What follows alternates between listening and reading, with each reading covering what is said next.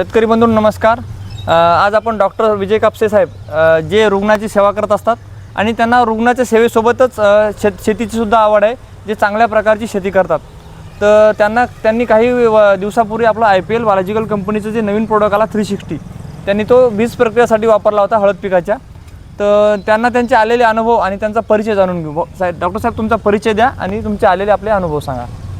नमस्कार, माझं नाव डॉक्टर विजय प्रकाश कापसे।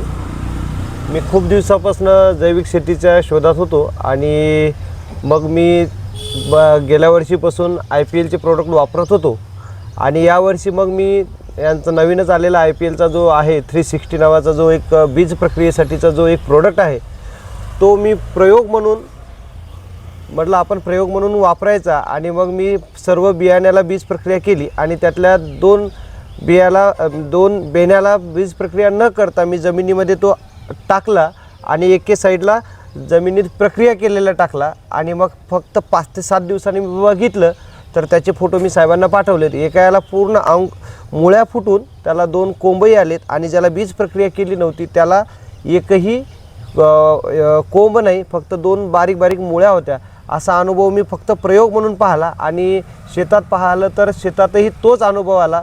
जे ब्रीज प्रक्रिया केलेल्या सगळ्या याला माझ्या मुळंही फुटले आणि थोडे थोडे कोंबही यायला सुरुवात झाली आहे।